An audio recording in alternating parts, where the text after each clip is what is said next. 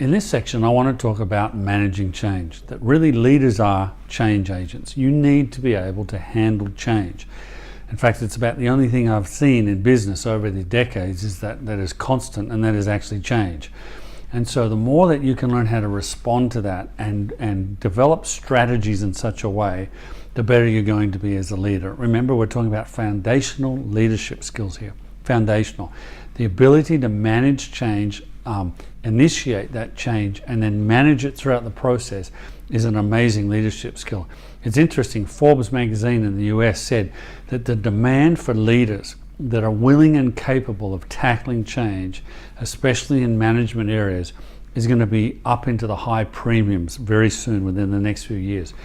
So having this skill of learning how to handle change and managing change is actually going to give you the ability to not only have favor for promotion, but even build your business, if you have that, into another area of greater leadership skills. But the thing about managing change, first of all, just from a behavioral point of view, is that it's often difficult or it sometimes is uncomfortable. Let me just give you a little example. If you're willing just to have a little bit of fun with me, I want you to get a piece of paper. If you have that, run around and grab what you need to do. Pause this if you need to go and get it. Get a pen and a piece of paper. Then what I want you to do is just simply draw one line there and one line there. Very simple task. Then all I want you to do is I want you to write the word attitude across here, but I want you to write it in the normal way that you would write writing or printing. Don't go fast, don't go slow, just the normal speed. So just the normal speed that you would write the word attitude. So that's the normal way I would do it. Now then I want you to have a look at it. There's not really too many things wrong with it. It might not be written perfectly, but generally that's just a capital letters writing the word attitude. Now what I want you to do is I want you to get the pen and I want you to put it in the other hand. So if you were right-handed, then put it in your left. If you were left-handed, put it in your right. Now I want you to do exactly the same thing, but I don't want you to, again, plan this. I just simply want you to do it at the same speed. I want you to write the same word, attitude. Remember, same speed. Now, there's mine. Now, yes, you can laugh at that. It is very different than the first one. Now, why is it different?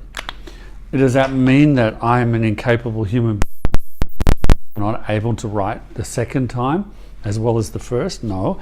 What it means is that I am used to writing things with my right hand, generally that it's readable, but when I did it with my left without any practice or anything else at the same speed, I did it like that. When you did it, I'm sure when you were using the second hand, did it feel like you didn't know what you were doing and it didn't quite make sense and you felt like, oh, I want to go slower and I want to correct that? That's because you're not used to the change. So as leaders, one of the biggest skills we have to learn of, how do we, when change shows up and we have to do it differently, or we have to make a whole company do different strategies, or we've got to move the team into changing growth or changing marketing strategies or rebranding something or having new staff members on the team. We have new things that we have to do which are change. How do we manage it? Because at first it's going to be very uncomfortable, it might look messy, and there might be some situations that we're not used to. So what do we do with that? Well, that's what I'm talking about. You need to learn the skills of how to manage that. Number one, you have to first of all like change. You have to get the attitude that I'm going to like changing this and make this into a habit. If I did that often enough, or if I got you to do it over and over and over 50 times, I guarantee it would start to get a little bit better. Your left hand would start to, through practice, develop a habit of how you could do it better. So one of the best things to do in leadership when you're looking at how do you manage change well is first of all knowing that you would not like it to start with, but eventually with enough practice you're going to feel comfortable. You're going to feel like you can achieve the things. And so you need to like change. You need to actually embrace it. You need to understand it's going to be there and it's something that you need to learn the skills along the way. Desire it. Even some of the young millennium leaders that are out there, and you might be one of them, they actually just invent change. They want change. They want things to happen. I know that even with my iPhone that every year or a couple of years, the icons keep changing on some of the apps. Now I've just gotten used to them, and so visually I see that that app is this and that app is that by its color or its design, and then when they change it, I'm like hunting around trying to find it because I visually have developed a habit into what it looks like. So when it changes, what do? Do I react, or do I get upset, or do I learn how to manage that change? So these are the skills that a leader needs to do. It needs to adapt to change.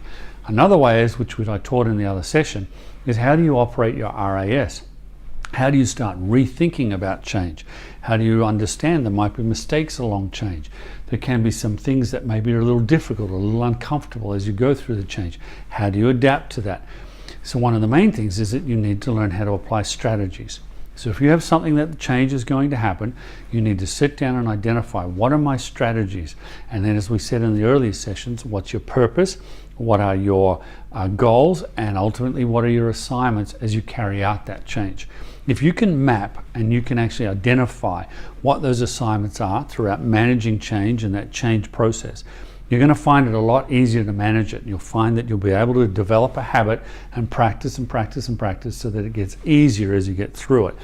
Too many people give up at the beginning or halfway through change because it's so uncomfortable, it doesn't look right, and they think they've failed. That's incorrect. You need to understand that you have to go through the process.